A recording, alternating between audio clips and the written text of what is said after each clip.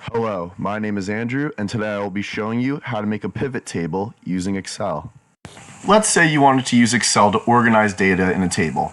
Pivot tables are perfect for this, as they allow us to summate, make rows and columns, and filter specific data points wherever we want. In this tutorial, we will be using years, states, trucks, and cars, as if we were a transportation engineer. We will be using the years 2015 through 2018, New Jersey, New York, New Hampshire, and Georgia, and then we will have the number of cars and trucks in those states. And for the numbers, we are going to keep it relatively simple, not to confuse the tutorial too much.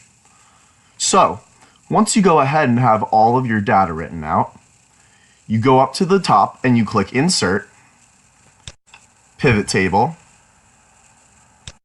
and then you click OK to create your table with your data. And now we have the pivot table.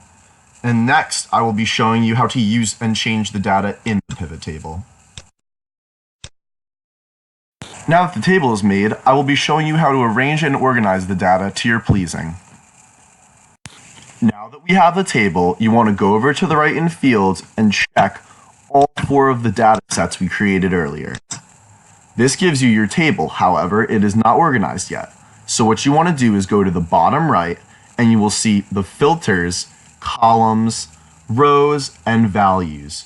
You want to move your years up into columns, and now we have an organized chart of data detailing states, years, sum of trucks, and sum of cars, as well as the total sum of cars and total sum of trucks. This is what makes pivot tables so useful and versatile, as they can organize and summate data without issue. I hope I have helped you today in figuring out how to use pivot tables. Thank you, and come back next time for another Excel tutorial.